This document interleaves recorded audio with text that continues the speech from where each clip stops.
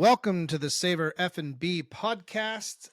I'm Matt Geiger. We're going to go through some contracts today. I know it's not a super exciting topic, but I think it's a necessary topic, especially if you're new to the vendor lists, new to the catering business, new to the wedding business. It's one of those things that seems a little daunting, but I hope it's not going to be. I thought the biggest way or the easiest way for me to kind of go over with at least my perspective on it, not that it's, law or anything, was to go through my personal contract that I have with my catering company. Now, I suggest if you don't have any sort of contract, look at your competitors, go on people's websites, request proposals from people in your industry. There's no shame really in getting some outside feedback, especially if you haven't done anything like this before. For my personal take on it, I don't want, an hour long read or a 30-minute read. Mine printed out is some pretty thick wording, but even with the thick wording and everything, it's still 4 pages. I can read this in, I don't know, 3-4 minutes. If I really wanted to take my time, maybe 10 if I wanted to itemize out. But if your customers are going to get bombarded and, feel a little, feel like it's a lot for them, it could be a deterrent in your proposal process, right? So you guys have heard me on my previous episodes. I like to eliminate friction where I can, and I can keep my contract as simple as possible with addressing things, especially our personal needs, then I'm going to try to do that. So, and now I am open for criticisms for sure, because I have not had a lawyer go through this. I'm sure there might be some loopholes. I try to be as meticulous as I can, but that doesn't mean mistakes got made. I know that there's a lot of things in here that maybe are not lawyer jargon, but more so our personal policies. And as we've done business over the years, we've hit a few snags or hit a few scenarios where it's like, we don't want to deal with this again. Let's put it in our contract. So then if we ever are hit with, questions or concerns about something, it's already there. Or God forbid something happens on site that's in your contract and you have a disgruntled client. It's a lot better to have those scenarios listed out somewhere for people to see publicly, so that you kind of have those chips in your pocket to say, well, and of course you'd never argue, but at least you have something to defend yourself. You have, stipulations in here to prevent those things. So let's just dive in. In the beginning, I wasn't requiring actual physical signatures. More so, it was a disclaimer on every proposal that once you've made payment, that you are agreeing to these terms. They're getting this from their first proposal through all the revisions up to their first payment and all the way through their final payment. Every single time they receive the updated quote, updated invoice, updated proposal, they are going to see this at the bottom of it. So the first thing I put there was initial quote will be honored for 30 days from date sent. If not confirmed within 30 days, pricing is subject to change. Now, this is for in your booking process. Sometimes it could help move things along a little quicker and get those deposits in to get your calendar more filled. And this is just a business practice I was seeing from my competitors. And for the first 4 years, I did not have this on my contract. However, it has helped a little bit. And have we increased prices from previous contracts? No, in general. If something crazy happened and I know that a price on their proposal is definitely wrong, then I would be open to it. But so far, I haven't had to change anybody's contracts, the pricing anyways, between the time that they got the proposal to the time that they actually booked. And now, mind you, some people initial proposals, it could be a 2 or 3 month process before they actually sign with you. I'd like to get that process shortened up, but some people's events are out 2 years and they are waiting on proposals from other people and other businesses that maybe aren't as efficient or get these things out to them in a timely manner. We try to get it out right away. So a lot of times if people are not going to make their decision, it's not necessarily because of something you've done. A lot of times they're just waiting for other proposals. because people do go get your competitors' proposals and review them. So I added that to the top of the contract because, in the light of the industry lately, prices have been changing quite a bit. I know my beef in the last 2 years has gone up over 30%. So obviously there was some price changes in there. Did I change people's proposals that were already booked and confirmed? No. Were there some people that I updated the system and the prices went up and their prices changed in between them getting the proposal and their booking? Yes. If they contacted us about it and questioned it, I'm totally fine referring them back to that price. Just we want to make sure customer service is at its highest, and we understand how on a large event things can, with just one small change, times 300 people can be quite big. So that's the first thing it says on the contract, and then in bold, the first thing above the actual terms itself says, "Note, by paying deposit and or full bill, you are agreeing to terms and conditions." Meaning, once we receive any sort of payment on this and we are solidified in our date, as far as we see it, we've had a verbal agreement that you're going to honor what's in these terms. Now, how legal is it? I've heard mixed reviews from other businesses, other colleagues of mine saying a lot of times this will be fine because they get it so much and they get it before they sign, that there is a due diligence clause in a lot of contracts that says they saw it, it was there, they didn't do their due diligence to read something, then they would be at fault, especially if it's big and bold and that's the first thing that they see on the terms. If it was hidden in there might be some argument for it, but I just want to be crystal clear with my clients. And then how I scheduled everything in here is mostly due to the biggest questions we get asked the most. So right off the bat, the first line item is final changes. My contract reads, final changes to the event, including but not limited to timeline, guest count, food, service, and rentals must be done 14 days prior to the event. Savour First Choice Catering, which is my business, will not be responsible if client makes changes that result in fees or fines due to vendor contracts or venue contracts, or to menu resulting in lack of food after deposit has been made. Now, there hasn't been very many situations where, like this says, if there's fees or fines due to venue contracts. A lot of this has to do with if they book their catering service before their venue and they end up at a venue that charges an additional fee, which most of them, if they do charge a fee, is pretty substantial. It's 10%. And it's covered in here too. We pass that to the client. So if they had booked their catering, let's say it was a $5,000 catering, before they got their venue, they get their venue, and now the venue hits me with a $500 venue fee, then that would get passed to the client. Now, again, typically venues are booked before their caterer, but if that hasn't happened and it happens in reverse, that's why this is in here. So if a menu resulting in lack of food after deposit has been made, the only reason I put that in there, because when we do our proposals, we make sure that there's enough food and enough items that your guests are going to be filled. Now, are there exceptions to that? Of course. There's light hors d'oeuvre parties for doctors' offices or, things like that, where it's not supposed to be a meal, but they want something nice to offer their guests. That's totally different than, like, say, a home cocktail party or an hors d'oeuvre party. That it's just a different circumstances. So the one circumstance where I had to add this in was there was a mother of a bride.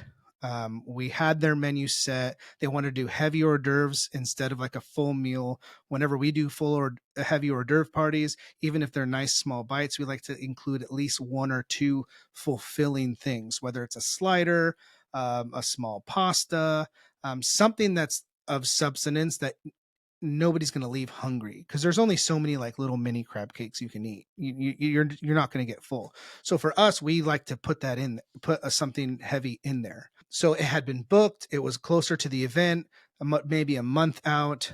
Mother of the bride calls, wants to change the menu. And it was one of those little things that slips through the cracks, and she took the sliders off. So they were left with a lot of small bites only passed around and no stations or anything. And even though in our invoice we had put, this menu may not, fill your guests, because again, we're very upfront with people. We want them to know and never open up to as if we made the mistake, because if we make the mistake, we'll absolutely honor that. But if we give you suggestions on how to make your event the most successful, we never want to sell you something you're not going to utilize, or put so much staff or put food on there. The last thing we want to do is do more prep and more food and more stuff for people that aren't going to eat it. So that's at least our philosophy. So in this scenario, they took off the sliders, and everybody they left a salad on there and a couple other things, and lo and behold, people were hungry at the end. And then the mother of the groom was upset that there wasn't enough food, and we didn't really know what happened in the situation. Luckily, I can pull up my software, my catering software on my phone, and I looked at it and I saw the previous emails, and then I pointed out to the mother of the groom. And it's a really touchy thing, because you don't want to ever have a situation on somebody's special day. But when there's upset people, we have to get to the root of the cause, not in a pointing fingers way, on a just simply how this happened way. And what we had discovered was that 3-4 weeks before the event, actually, this was before we had the 2 weeks out. It was about a week or two before the event, that the mother of the bride had called to remove some stuff off of the proposal. So, and then on the bottom of the proposal, it did say there wasn't enough, necessarily enough food to fill everybody, just as a disclaimer. It wasn't in the contract or anything, but this is how we added this in. So it doesn't happen, but just to cover us, we want to make sure that these details are in this contract, so that people reading it will think about this through the proposal process and trust that we are looking out for their best interest, so that things like this don't happen. Because the last thing we want is an unhappy person or an unfed person, and a caterer definitely doesn't want any hungry people at the end of their event. So that's the final changes. The next line item would be refunds and cancellations. So we have a special circumstance to our refunds and cancellations. A lot of competitors of mine just do a non-refundable refund. I try to work with people to make it as realistic as possible. And I know that this is going to take a while, so I might actually split this up into 2 separate videos, because it just really is worth getting into each one of these things. So our refund policy, I'm going to read it for you real quick and then explain. So full refunds minus admin fees and tasting fees will be given back to the client if canceled further than 90 days out. Admin fees equal 5% of current invoice, or $300, whichever is greater. 60 to 90 days prior to the event, 50% of the deposit will be returned to the client. Any cancellation 30 to 59 days prior to the event, 30% of the deposit will be returned to the client. And then in bold, I say, if any event is canceled within 30 days of the event, no refund will be given on the 50% deposit. If the client has yet to pay full 50% deposit, all refunds will be based on the 50% of the total event value. If partial payment does not equal to or exceed percentage of refund to be issued back to client, no refund will be given. If client is due a refund, Savour First Choice Catering will have full discretion on when to send out payment to client, not exceeding 6 months from refund accept date. So why have this tear down policy instead of saying once you book, that's it? Is because the closer we get to your event date, especially where I'm at in Southwest Florida, for me to rebook that date gets harder and harder and harder. For instance, a lot of these people book a year and a half out. So the closer we get to the event, the harder it is for us to fill that date, which is why the less percentage of the deposit I'll give back. No matter what, though, we always give the client an option to use their deposit towards a future event with no penalties, because we don't want to just take your money. It's more so we had a Saturday, which is the most booked day for our personal business, and for us to refund it, or for us to refund it and not be able to rebook, now we're putting the business in jeopardy a little bit. So we always try to find the most fair way to do stuff, and we always look at our competitors to see what they offer. I see a majority of them is no refunds on their deposit. I think that if it's 3 months out, our chances are more out. The chances of us rebooking that date are fairly good. Not like guaranteed by any means, but fairly good. So that's why we have that kind of tiered down. If it's more than 90 days out, we'll give you all your money back, minus like $300 or 5%. Because you also have to understand that there is a proposal process. We've could have spent days, weeks, or even months, and tons of emails back and forth to nail down your proposal, to get your food choice, to get your rental, your rental choices down. Maybe we've already called your rentals in. Even if it's a year out, we like to reserve the rentals if we don't have it in house. There's just a lot of admin stuff that goes into your event beforehand. So that $300 on your event, that is going towards that labor and time that we've already spent getting you all worked out for that event. So, and then 90 days out, we give you your full, 90 days out, we give you the full. 60 to 90, we give you half of your deposit back.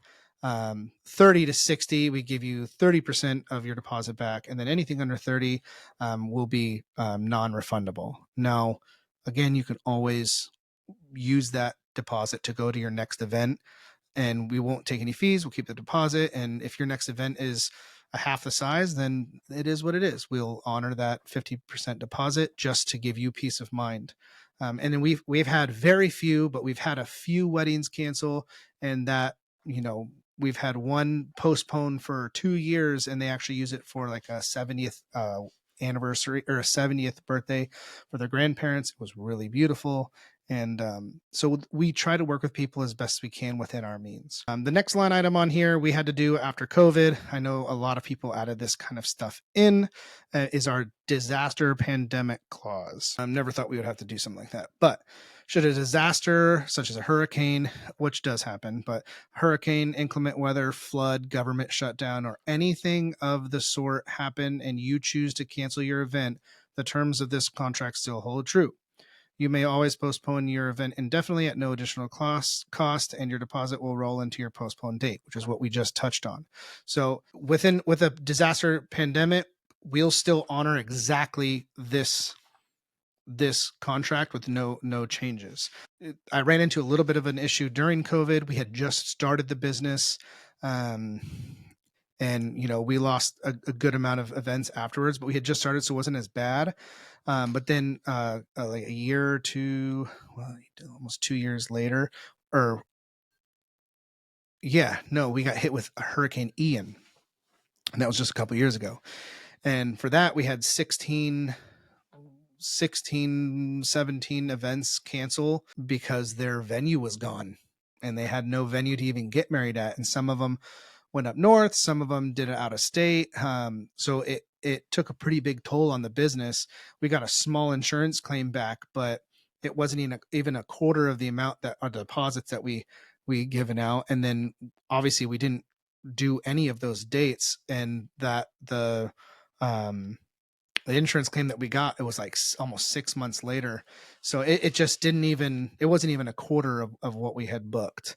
Is what we got. So I had to add that in, and we'll honor it as if the contract is still full. Next item on here, and again, we touched on this already, price changes. Savour First Choice Catering reserves the right to adjust prices in response to fluctuations in the market conditions, including but not limited to changes in the cost of ingredients, labor, fuel, and other operational expenses. Any price adjustments will be communicated to the client via new invoice or proposal sent to email and or call or text. So we'll never change a price on something that without telling you first. And honestly, to this day, we've never changed a price on something after you've booked, which is why we want to get people's deposit in, because for the most part, or to this day, we've never changed. If you've already put your deposit in, even if it was a year ago, I'm not going to go through and change your prices. It's not something that we would do. This is more so if you're still in the middle of the booking process, you're getting new proposals. Your proposals are changing, and if I update the prices in the system and they put things on into the proposal that I'd already updated the price on individually, then this would matter to you. But as far as changing the prices, we just don't change anything once you're booked. We'd rather you be we be a glass door and you pay what you see, and that's it. Now, not to say if you change to something later down the road, because you still have the option to change your proposal even up to 14 days out from your event. Obviously, if those prices are changed, you probably wouldn't know if you didn't see the price before anyways, but those prices would reflect new changes if we added new things or changed things. So without you guys physically changing anything, we would not just go in and modify the prices. It just doesn't make sense to me. Next is venue fees. And we touched on this a little bit before. Certain venues require a venue fee, whether a flat rate or a percentage of the bill, which will be passed on to the client. And I put that will be passed on to the client in bold via line item or addition to the service charge. So if the venue fee is passed to us, we pass it to the client. It's simple. That's we want you to know that up front. We don't add the service charge or any of these fees on at the end. All of this stuff is on at the beginning. Should it get forgotten, or should you not know which venue you're picked out, then obviously it would be added on after the fact. And in those situations is why I put it in here, because if we forget to put it on your initial proposal and then you go to book and then we go, oh no, the venue, you're at a venue that has a 10% or 12% fee, we're going to adjust it at that time. And then if we do get a question about it from the client, we just refer them to this contract and say it is in there that it will be passed on to you, because we don't want any surprises. But also as a client, whether it's with us or anybody, you should do your due diligence and read through your vendor's contract before booking. You don't want to be hit with any surprises. And actually, this is on my website too, so you don't even have to wait to get a proposal. You can see this on my website at any time. All right, next is venues.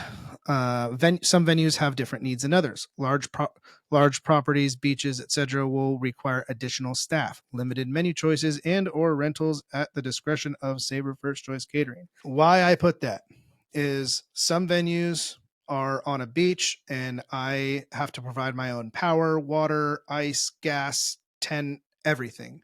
Some venues are in a nice air-conditioned facility with a kitchen on site and all the facilities I need. So should your event be at one of those places, we're used to doing this stuff. If we need, say, an oven or a tent or something that, for the most part, if we need it and it's within our means, it's not going to cost us anything extra. Like, say, we have our own tents in house, we have our own work tables and all of our stuff for back of the house. I'm not going to charge my client for that. But should we need an oven, we own our ovens, and I priced myself for our facilities or our oven for half of what anybody else is charging. And I just do that because we own them, and then it doesn't require me to actually get it from another rental company. I can do it myself, but having to bring that is an additional charge. So, but again, we're realistic about it. We charge half of what you're going to get it from any other rental company for. Some properties are huge. We do, like I said, beaches. There's some like outdoor properties that have like maybe a house in the middle of the property and it's on, 10 acres, and the front where the wedding takes place is on the front on a great lawn, and where the kitchen is and where our vehicle is. I mean, it could be a long time. So for stuff like that, we'd probably add on a couple more staff, and then we always like to have walkie-talkies and stuff. Not that it pertains to you guys, but for big events like that, where we're very spread out as a business, we try to keep in touch with each other. But the larger the property, the kind of more teams we need to organize our staff in. So that's why this clause is in here. Service charge. We get this question quite a bit. So what we charge at this time is 18%. Shopped out competitors, we're right in the pocket. We're lower and higher than a lot of our competitors around here. And how it reads in the contract is a service charge will be added to all events, including but not limited to staff, rentals, setup, teardown, drop-offs, and vendors. The service charge, not to be confused with gratuity, covers all outside costs of having an event, meaning while your event may be only 4 to 6 hours, it may be dozens of hours beforehand in the making, kitchen staff prepping, office work, emails, menu consultations, etc. Vehicle costs like insurance, maintenance, etc. Cleaning products, waste disposal, and everything it takes on our end to make it perfectly smooth event on your end. Why I put it in there like that, as if I'm actually explaining it to you and not in lawyer jargon, is because I want you to really understand that this isn't an arbitrary fee. I have staff in here 5 days a week, Monday through Friday, whether you've booked or thinking about booking, have questions about our services.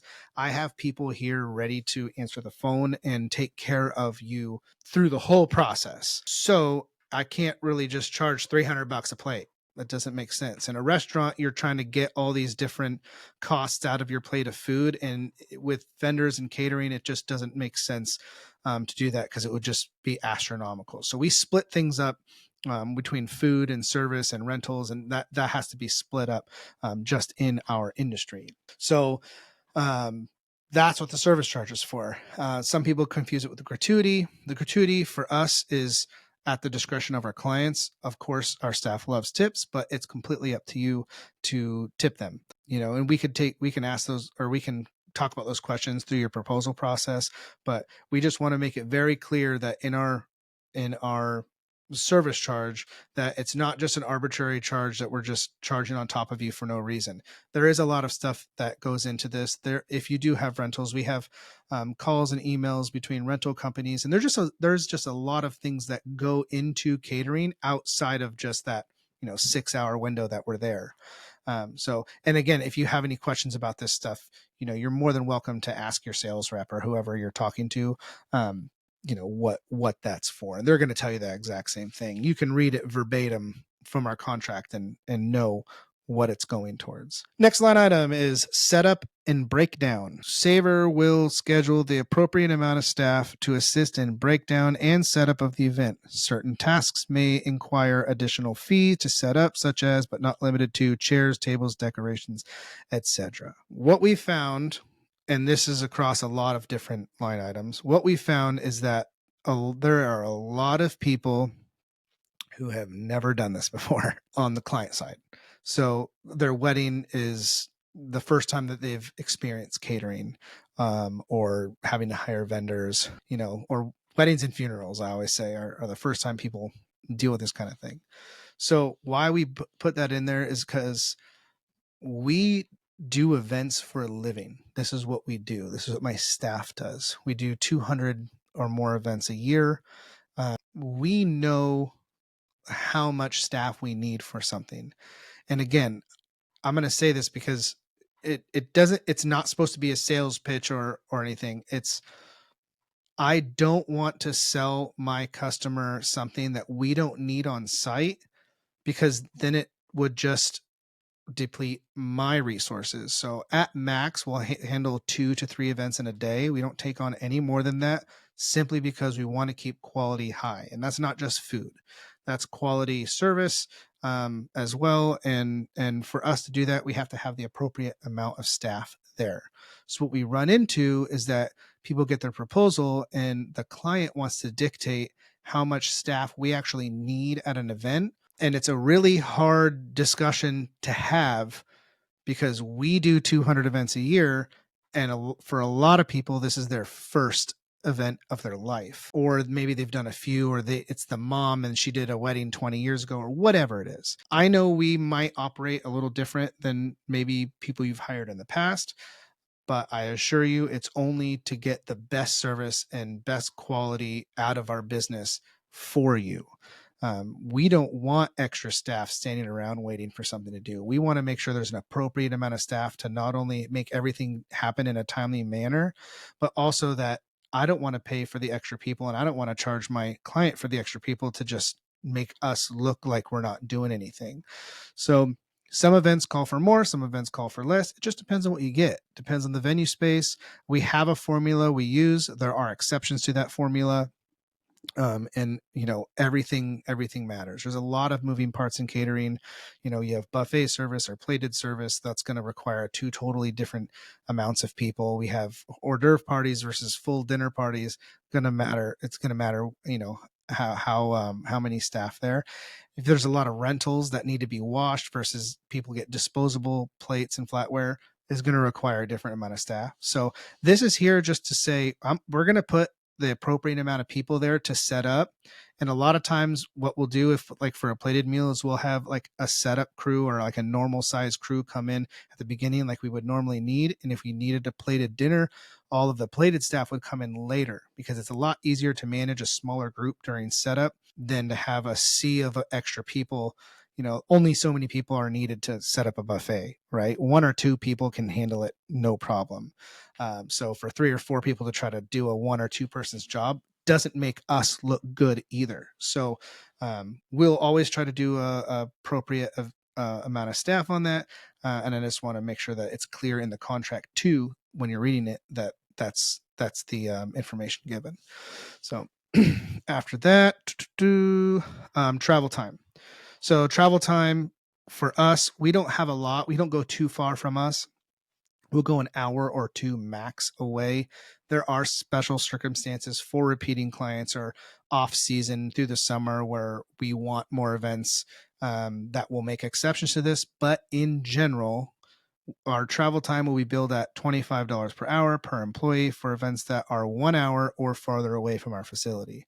So where we're situated at, we're in Fort Myers. So it pretty much, there's no travel time for anything local between like here, Cape Coral, Naples, Lehigh, any of those places. Even like Alva is close by. But once we start getting into the Marco Island, Punta Gorda, Arcadia, those are starting to hit that hour mark, then that's when you're going to start seeing that.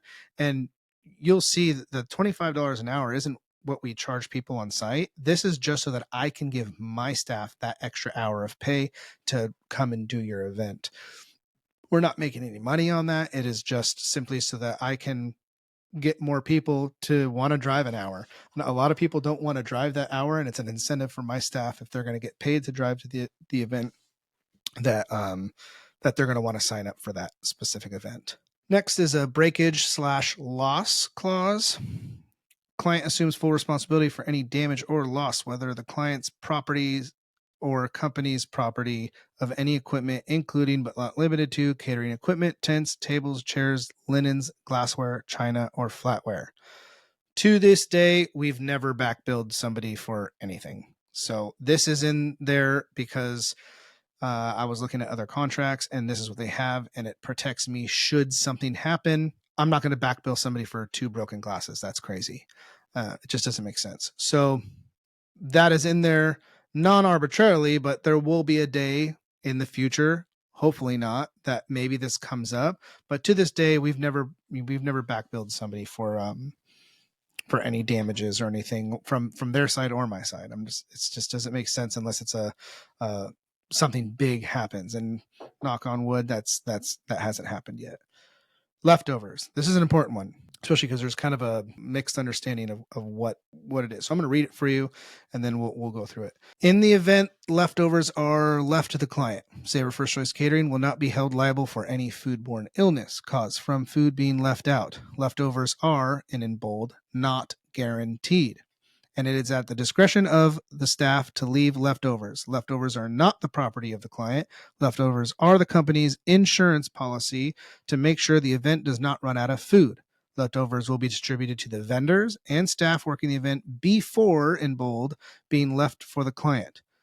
Why this is so important is because, and it might be just like an older way of thinking for things in the past, that you get a catered meal from a restaurant and they give you a platter of food. This is what you go.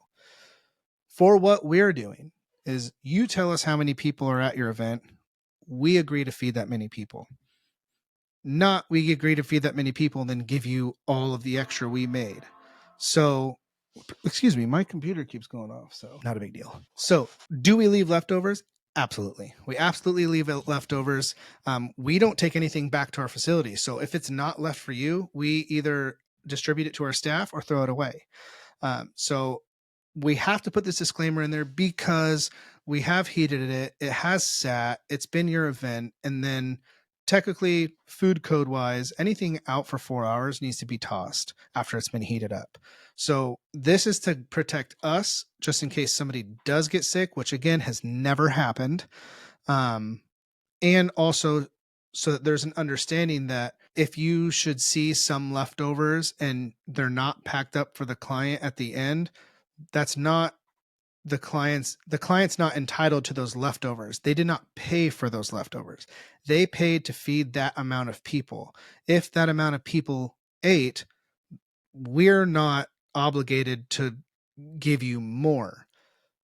But, and I say this in general, because 99% of the time, 90% of the time, I don't want to overpromise. Especially, okay, for instance, weddings are a lot different than a home party. But for like a home party or a wedding, we always leave. For a wedding, we'll leave like a small box. You know, if there's extra 5 to 10 servings of like everything that they had on their buffet for the bride and groom, we always leave that.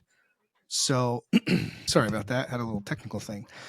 So if we, for a house party, we always try to leave leftovers if we have them. And in general, we try to leave leftovers if we have them. I just don't want there to be a situation where the customer is obligated, because we did have a couple disgruntled employee or a couple disgruntled clients when there wasn't like enough leftovers, and really it's a liability issue, and it's not exactly what you paid for. We're happy to do it if we can, but we just don't want to promise something just in case there's not. You know, some events are closer than others, but when we make extra food, it's to make sure that, you know, the few people in line that might want to take 2 of something or more, you know, we're covered for that. The last thing we want to do is have somebody not able to eat something. And then our staff too, for weddings, they're there for 6 to 8 hours. I want to send my staff home with something. And even if you didn't necessarily get a vendor meal, if I have the means, if our business has the means to feed the vendors, even if vendor meals weren't purchased, if we can, we're happy to do it. We just don't want to promise something that isn't a guarantee, because then if you have 100 people, we're not going to say we're going to make 150 servings. We'll make 115, 110, you know, depending on what it is, to make sure we always have some extra. But in general, we just want to be open about how our policy is with it. Food code says we're not supposed to do it. I understand there's nuance. I understand we're in people's homes, and sometimes parties go on after we leave. And if we're doing an hors d'oeuvre party and there's some extra meats and cheeses and stuff, and I'll take a plate out of your cabinet and I'll make a new display on your dishes when we're leaving. We'll clean up everything, and then you get like, so we'll figure it out. We like to be real about stuff. I just don't want a disgruntled client because what they thought in their head or what they were entitled to wasn't necessarily what we offer, or what most people offer. It's like going to a restaurant. You're not going to order, 10 servings of something at a restaurant and then be like, how much you got left back in the kitchen? It's just not what you would do. So hopefully that answers your question. We don't want to come off like petty or anything. It's just, I can't promise out of all the events that we do that every event's going to have leftovers, especially like a plated meal. Like obviously there's going to be less overage on a plated meal because it's counted than like on a buffet or a self-service. So next line item, field kitchens and trucks. Cases of food in the catering trucks, very large food displays are not the property of the client. Clients are not allowed to go through catering field kitchens and catering trucks. Cases of beverages and field kitchens and trucks are not the property of the client. Field kitchens also refers to even in your home. So if we bring our hot boxes and all of our stuff in your house, those are ours. Those are not the property of the client. So there's no situation where like a client should be like going through, our tents at a wedding, or obviously if you need something, we're happy to help. But a lot of times, I mean, I've had customers previously, not with my company, but in companies that I worked for, where like the father would come and grab like a case of soda or a case of beer out of the tent And it's like, well, we offered that. That was our property to serve to your clients. It wasn't exactly there for you to put in the back of your car. So this doesn't pertain to most people, because most people probably wouldn't do a thing like that, but it has happened to where I had to put it in here. And the same thing goes in your home. If we have hot boxes and coolers and all that stuff, those are our tools to make sure that you're served, but those aren't your things to go through, if that makes sense. We try to be pretty structured and professional in how we handle these situations, and for 99% of the time it's never going to happen, but that 1% of the time, it's good to have something like that in here, so that there's no gray area when they say, well, who told me that, or who said that, or I thought that this, we paid for it. It's all in here. So field kitchen, and it's a liability issue, right? So if you come in through my field kitchen at the beach, trip over a cooler, hurt yourself, now you're my property. It's a liability issue too. So there's tons of reasons. I say it's an event. Enjoy your event. Don't worry about the smoke and mirrors behind the curtain. We're going to make it all happen for you. If you need something, my staff is there to help. There's no real need for you to ever have to come back and help yourself to stuff in the back of trucks or anything like that. Up next, we have collections. Clients will be responsible to pay all expenses and reasonable attorney fees associated with any action brought to recover unpaid contract fees due to Savour First Choice Catering LLC. Knock on wood, we've never had to deal with anything like this. Our policies now are we don't back bill anymore anyways. So final payment where it used to be due the day of, starting this season, we are making that payment due 2 weeks prior. And that is just to make sure timelines are in, staff is scheduled, food can be ordered. I'm trying to eliminate the exchange of money on site between my staff and the client. So all of this stuff can be done ahead of time, because there are times where at weddings, if we hadn't got paid, or we'd have to go to the bride and groom on the dance floor and be like, hey, congratulations. We're done here. Oh yeah. Also, we haven't got our check yet. And I want to remove that friction that could possibly be there. It's kind of tacky, in my opinion, and I think there's a lot better ways to handle this. I know some weddings had their wedding planners pay all the vendors, but this year I feel like it's just easier for everybody, including the client, because all of their final, modifications are due 14 days prior. Just knock out the payment at that time too, and then just worry about having your event, and that's it. Enjoy your party without worrying about vendors coming up and asking for money. So, and then we haven't had any situations where we've needed an attorney or anything. So again, we haven't had to use any of that, but it is important to cover yourself when you're in these contracts. And I know I'm speaking from my first person point of view on a lot of this, but I'm sure there'll be people watching this that either have catering companies or vendor companies, and, think about it too from your perspective. If there's anything you can do ahead of time to protect yourself without making it feel like basically a car salesman contract where you're there for 45 minutes to an hour or 2 hours or 3 hours signing a car away, then it's in your best interest to do that. Cover your butt. Next, rentals. Savour First Choice Catering is not responsible for setup, breakdown, or moving of any rentals purchased through other vendors. Savour will not be responsible for moving chairs other than initial setup unless otherwise agreed upon by line item in the contract. Why we did this is that, in my opinion, I'm going to say that because I don't want everybody to attack me. In my opinion, the caterer ends up, and again, this is just, I'm talking candid here, kind of gets abused, right? So the caterer is the one that generally brings more staff and brings help and all of that stuff. So if there's things on site that need to be done that was an afterthought to, say, the planner, or an afterthought to whoever's planning the event, like the bridegroom, people at their houses, generally this responsibility, they're going to want it to fall on the caterer. So we offer a ton of rentals, and the rentals that we don't have in house, we sub out through a third party. So if we cover it, then of course we're responsible for it. But if the client chooses to go through another rental company and say they don't want to pay the extra fee to have them, set it up or break it down at the end of the night, and they assume that the caterer is going to do it, then that we're not okay with that. So like we talked about before, I'm going to have the appropriate amount of time and an appropriate amount of staff to take on the things that we booked for you. Anything else that you want to add on the day of, in general, would not be our responsibility.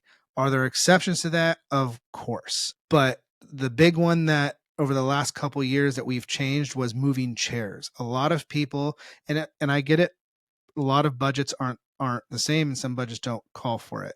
But a lot of people will want to use the same chairs for their ceremony and move all of those chairs for their reception, which is fine. Rental companies offer that service. Venues offer that service. Wedding planners, not all of them, but wedding planners should offer that service, or at least refer somebody to a rental company that does.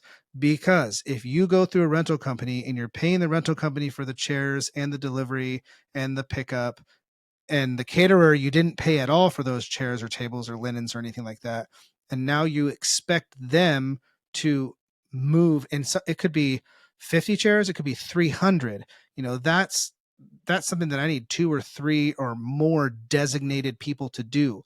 And at that time, it's also your cocktail hour. So if I pull staff from being able to pass food or clear dishes to move those chairs that were not paid through for our company, now I'm sacrificing my service for an afterthought by a planner or a venue. So we put this in there because if you get it through us, then we're more than happy to help. If we have time and things are slow, some of my staff is happy to help. But we never want the client or a planner to think it's okay to pay a third party company and have our staff do stuff for that third party company without being compensated. It's not, I don't think it's a very fair business practice. And, we go through a lot of planning to make sure we're set up for what we need. And if we have to stop what we need in the middle for an unanticipated, like, task in the middle of your event, it could really put us behind too. So we don't want to we don't want to sacrifice our service for something like that. So get it through us, get it through a rental company. It doesn't matter. We just ask that if you get things through a rental company, that you have that rental company be in charge of their rentals. I think that's fair. This also goes with, and it's not in here, but since we're on the subject, even like a third party food vendor or a third party bar service. We offer bar services. We have full liquor license, but if you want to provide the alcohol, you're more than welcome to, and we could do just the bar service, or we could sell you the alcohol too. But there are some venues and some friction points with venues that want the catering staff to stay after hours for the bar service. Well, if you don't get the bar service through me and I offer it, and then you want my staff to stay and clean up after the bar service because the bar service doesn't want to pick up their plates and napkins and stuff, even though we've already cleaned up dinner, even though we've already put up chairs, even though we've already taken out trashes, and all of our stuff is done, and I have to leave 2 or 3 staff behind to clean up after a third party bartender. I don't think that that's a fair business practice. If we had the bar on site and say there was tips, then all of my staff, they split tips evenly between everybody. And I think it's just not a very fair thing to have my staff clean up after a bartending services that are sending trash out into the event without having the responsibility of at least picking it up. So any third party, anything, we try not to deal with it. And it's not in a bad or condescending way. It's you hired us for this certain task. You hired them for this certain task. Let them be responsible for the things that you paid them for. Let us be responsible for the things that you paid us for. I think that's fair. And I think that anybody looking from the outside in, that's a good explanation of why people should hire competent vendors, whether that be a rental company, a bar service, a dessert bar. We've seen everything. And for the most part, the caterer just ends up, picking up after all these third-party vendors. So we're happy to do it while we're there, but to have us stay after hours to pick up after another vendor is not something that we're necessarily willing to do. So yeah, and all these things you can reach out to us. I'm absolutely an open book if you want. So next is permits. We haven't really had to deal with this ourselves, but we have worked at places that do this. But if fire permits are required from the local cities, permits will be obtained by the client and will be charged applicable fees. So that doesn't necessarily pertain to us doing anything, but should you say get a tent for your event, there's a fire permit required, but most of your rental companies are going to take care of that when they rent you the tent. So it shouldn't be an issue. If somebody rents you a tent or you are indoors and they are not giving you a fire extinguisher or giving you a fire permit, then you should question them on that, because you can't put up a tent and have people eating and be under it altogether without a fire permit. And it's not expensive. It's just something that has to be through the city that, for that one day, you need a 1-day fire permit for that event. Next, damage waiver. Now, this is different for breakage and loss, because breakage and loss has to do with rentals. Damage waiver states Savour First Choice Catering and all of its affiliates will not be responsible for any damage to indoor surfaces, including but not limited to countertops, floors, walls, or other structures like water lines, electrical lines, landscapings, buildings, or patio flooring due to rust, stains, scrapes, or scratches. Why I put this in here is because we did a party a few years ago, and I was the chef at it. And after we left, their party went on for hours, and we got a call. The party was on Saturday. We got a call Tuesday saying that we scratched their stove. Now, had it been one of my other chefs or somebody else, I'd have been like, oh my God, I'm so sorry. I'm going to take care of this. Let me figure it out. But I was there, and I was the chef, and I cleaned the stove, and I cleaned everything up. And, we always leave things just as good or better than how we found them. We wipe down people's fridges, microwaves, stoves, in and out. We take the burners off and all this stuff. And they sent me a pretty large, scrape or something. It was a couple pictures, and I can't really, it looked like a big, long, fat scrape. Either way, I know it wasn't us. And I have insurances to take care of this stuff. So it's not really like I've never had to make a claim, but it's not like I couldn't. The issue is that since it was me, I have to, if it was one of my chefs, I would have had to take the side of the client no matter what. But it just so happens they got the owner of the company on their event as the chef, and I was there beginning to end, and they said that they got scratched, and it didn't.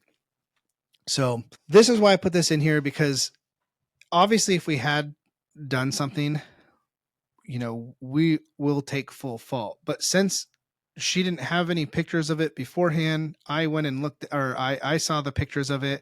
I know that's not how I left it. I know that when I left that they had a couple of big homemade, it was a home wedding, big couple like homemade cakes that the mother of the bride or groom made, and they were on big metal like stands. And in my head, somebody probably put the cake stand on the glass stove, cut it at 2 a.m. We were out of there by 9, and probably scraped it. I don't know. I tried to reason with them as best I could.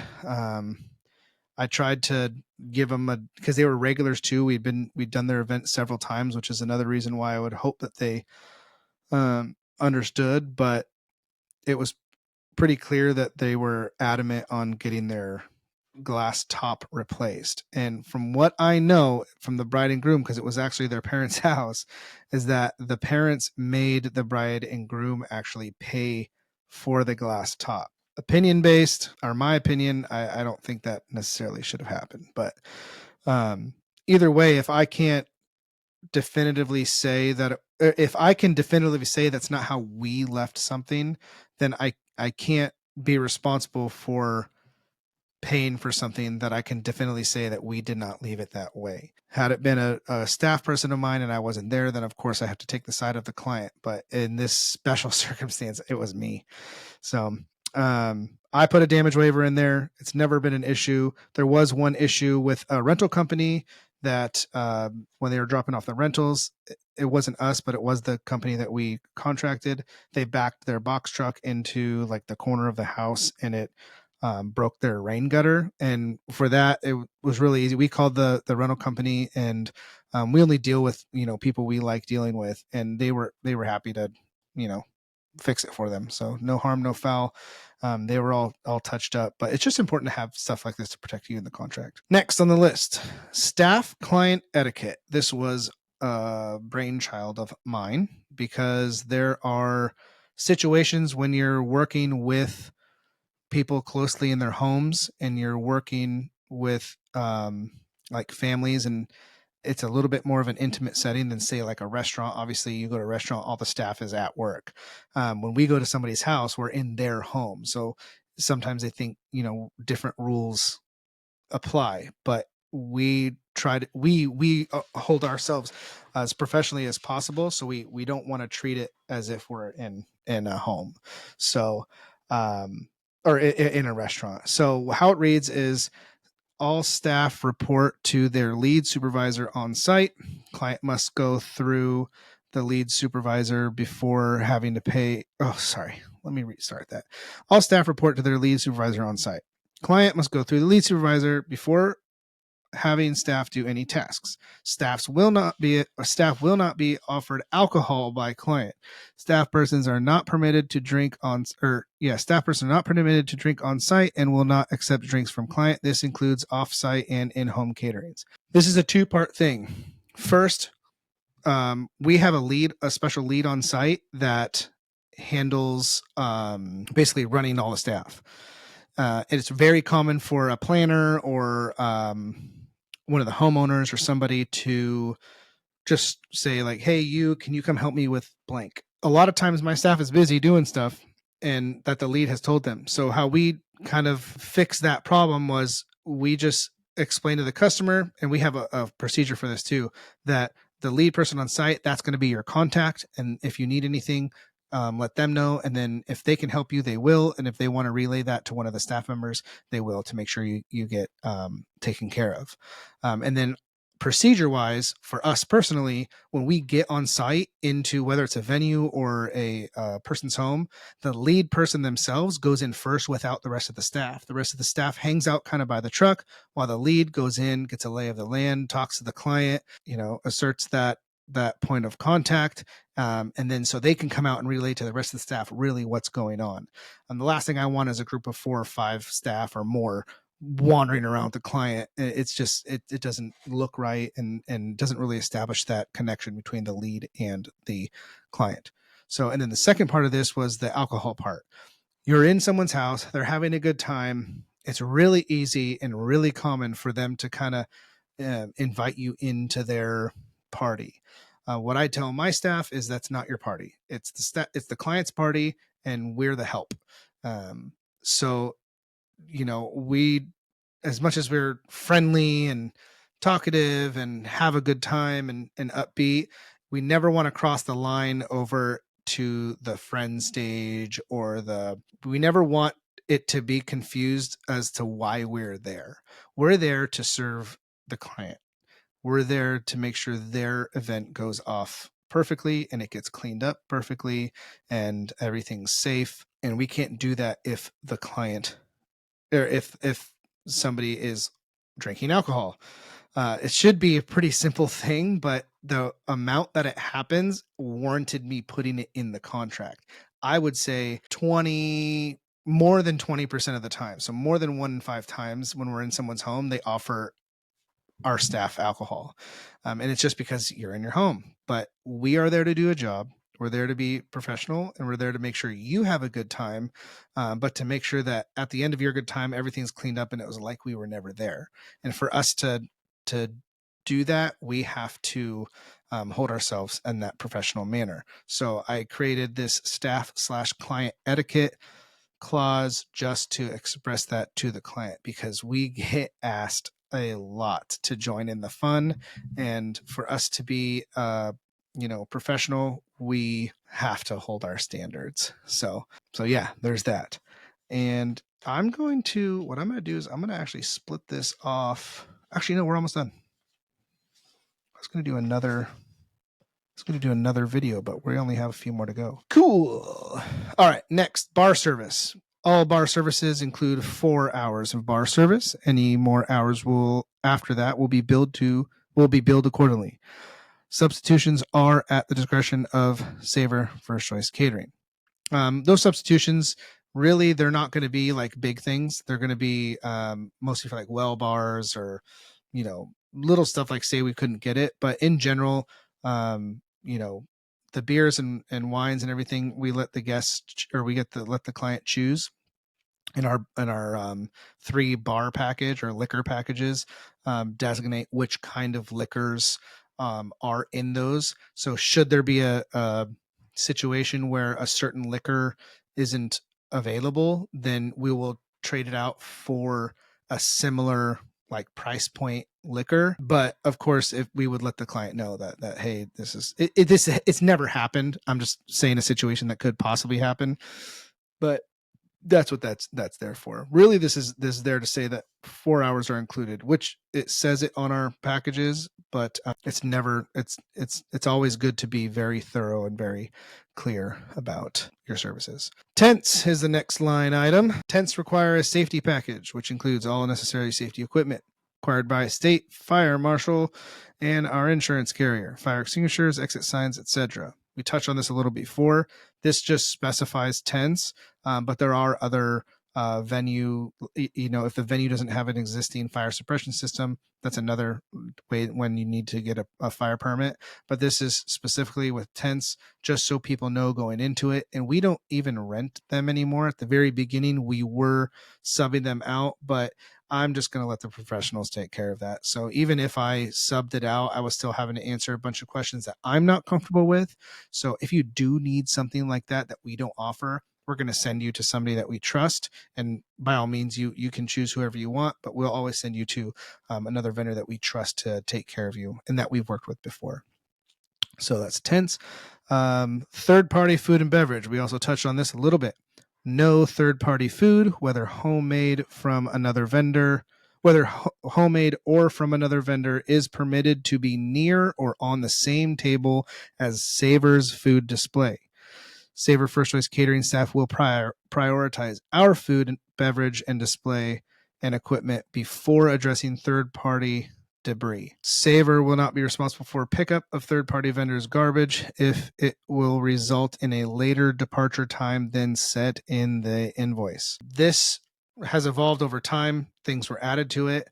The third-party food thing is mostly just a liability for us. So if we have a buffet out and we're in a house or we're in an ethnic wedding and someone wants to put some homemade stuff down on that table, well, now it looks like it's a part of our buffet. Should somebody get sick or something, we don't want that liability. So we just say it has to be on a separate table, and it won't have any of our equipment around it. It won't have any of our name plaques or anything like that around it. We have to make sure that they know that Savour, our company, did not produce that, just in case something happens. Also, this has to do with like the bar thing I was mentioning earlier. The third-party debris, third-party garbage, we are happy to pick up while we're there if it's not going to inhibit the event. So meaning we have staff going around cleaning. So obviously we're not going to leave, the ice cream people's ice cream cups on the table. That looks bad. So while we're there, we're going to clean everything. If we have an out time of 10 p.m., we have to make sure we are out at 10 p.m. That's not a end time, and then it just takes us made up amount of time to get out. We put an end/staff departure on all of our proposals so that it's very clear to the customer when we are leaving. Having said that last hour that we're there is designated cleanup time. So the bar can probably still be going for another 30 minutes or so, but we're going to start wrapping up. We're going to start breaking down buffets, making sure all the tables are clear, making sure the trashes are taken out. Because a lot of venues, they'll have dumpsters on site or we have to take it with us. So we're going to make sure that at that out time, all of our responsibility is 100% done. When there's a third party involved, whether it's a dessert or bar or anything like that, if we have time, then of course we'll help clean that up. But if it's going to result in staff having to stay later than that end departure time, then we will not assist that third party. And that's mostly just because we, like I said before, we don't back bill. So I'm not going to send out another invoice for you the week after your event and have you upset at me because I got you for an extra 30 minutes on 10 staff people. It just doesn't. I'm always trying to eliminate friction. I'm always trying to make things crystal clear. And I always want to make sure that there's going into your event, there is an understanding of what we are there to do, when we're there to do it, and when we're done. And I think that it's done great for us because now my staff, nobody wants to, not, I shouldn't say nobody. Some people are more than willing to stay later, but like a lot of staff, they have families, they have things else. They know that they're scheduled till 10. If at the end of the event, a customer is able to go, well, we actually need you to stay here till 11 or 12. Now you're causing friction with the lead and you're causing friction with the staff, and then the staff is working later. I just don't want to deal with that so much. So it's very important that when you're booking the event, you know what time your end time is, and then we're going to cater to that time. We just don't want any surprises on the day of. We like to be very organized, in and out, and the whole process. That's what it calls for. So next line item, contract violations. Again, before I even go into this, we haven't had any issues with this at all since we've opened. It's been 5 years, so it's pretty good. This has to be in all your contracts just because you want to cover your butt. And if you don't, it only takes one time to really inhibit a business or even close it down. So contract violations are subject to additional fees and or legal remedies, to which a client will be responsible for all associated legal fees and costs. Why that's in there and why it's so short and concise is because we're super clear from the very beginning of what's in here and what we're going to come to do. If there's something that we were not clear about is one thing, but if there's some sort of litigation or somebody gets sick or anything like that, I've covered reasons why. If everything's in our control, like if the food is in our control, I can guarantee, nobody's going to get sick. Everything's handled right. Everything's clean. If things are not in our control, things are left out. I've stated in here, that it's the client's responsibility. That's just one example, but everybody needs to cover themselves, because as much as we'd love to operate not like this, there are crazy people in this world, period. Most people are not crazy, but there are crazy people in this world. We've worked with them. Some people are in our families. Some people they're our friends, or there are crazy people in this world that will find some issue with everything. And you have to do your due diligence as a business owner to cover yourself if you can. It doesn't mean that it's not going to be a headache. It doesn't mean that you might get stuck, dealing with lawyers and stuff. But should you cover yourself, you're going to have a lot easier of a time defending yourself versus if you had nothing and then they come after you and they're, much more equipped to take you on in that sort of way. So that is the end of my terms and conditions and like my contract. The next part of this, which I think it's very good to put in from the very beginning, and especially because we're all doing this to get paid, is to make their payment options very clear. So for us personally, and I'll read the rest of this. The last part of that says, Savour First Choice Catering reserves the right to make changes to this contract at any time with or without approval from the client. I have read and understand the above order. It meets with my approval. I consider our agreement definite and confirmed.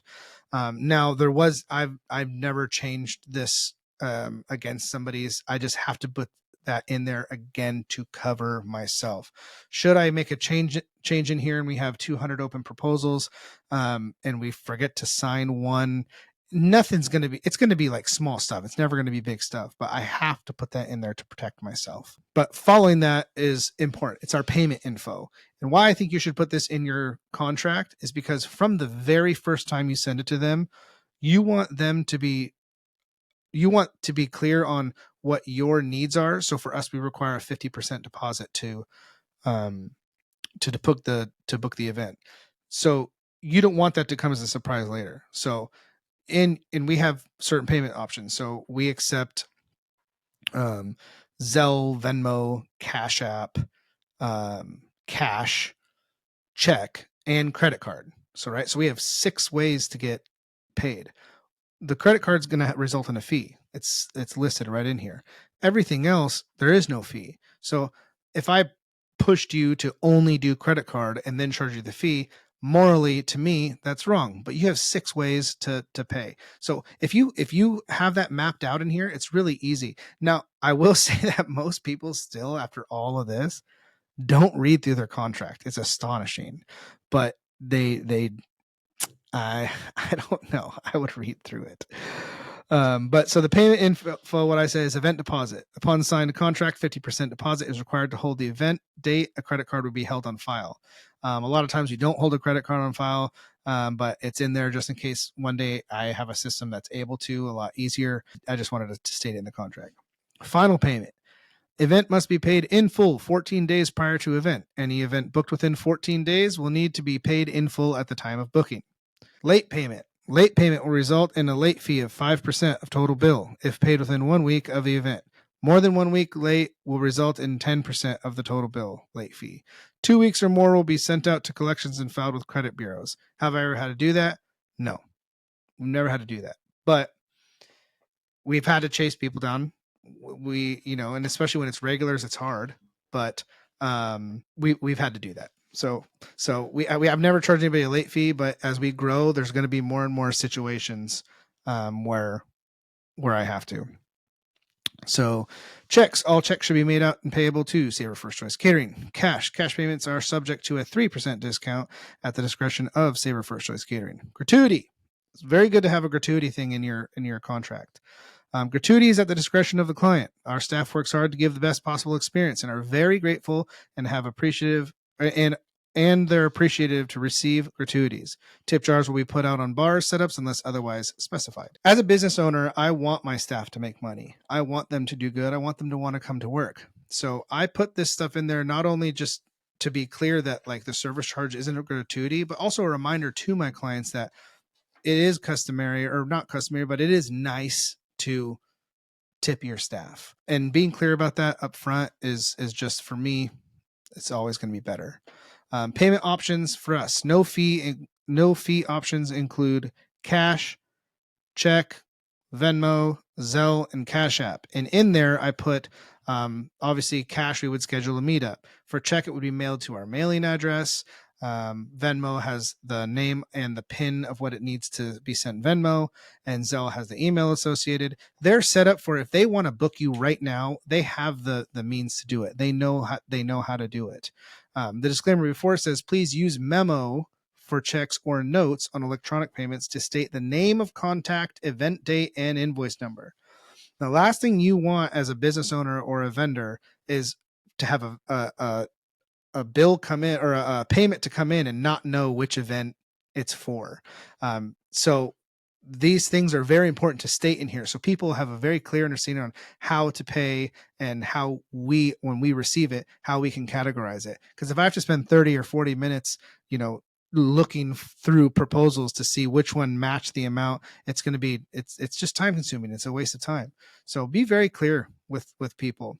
And then finally, credit card fee, 3.5% fee on an invoice will be sent to your email. So in all disclosure, the 3.5% fee that we charge the people when we get their deposit, I do not put anything more than what hits the bank into their invoice. So most of the time it's not even 3.5%. I just put 3.5% to cover that cost, but whatever enters my bank is what actually gets put into the proposal. So a lot of times it's less than that. And then when they go to make their final payment, there's maybe there's like an overage of $1 or something, but for that initial deposit, most of the time it's not even the 3.5% because I'm just putting in what they put into my bank. So I hope that was pretty long, but I hope that answered at least questions about my contract. If anybody has any questions about, where I got it, if you guys want a copy of it, by all means, go on my website, copy it, modify it to your own, make, in all reality, that's what I did. I found somebody else's contract that I liked that wasn't incredibly long, that I can read in 10 minutes or less. And I modified it and added it and customized and took away things that didn't pertain to my business, and just to give myself a starting point. And you guys are more than welcome to do that with this. Everybody operates their business how they want to operate it. That's the beauty of living here, that you have the freedom to do that. And I think that it's important that even if you're a small business just starting out, you have something. You have something to relay messages between you and the client without having to explain all of it. I think it's good to and have your butt protected. But I would be curious to know if anybody is a lawyer or studying law or anything, if I have any holes in this. If I have any holes in this legally, please reach out and let me know. And I'm more than happy to go through and see what I'm missing. But this is more so not just a contract between me and the client, but it's also like a terms and how we do business. So I hope everybody liked that. Savour F&B podcast. Reach out if you want to be on the podcast. Shoot me an email. Find me on Instagram, Facebook. I'm here. Go onto my catering website. I'm pretty open book. So see you later. This is a late night. This is a long one. Have a good night.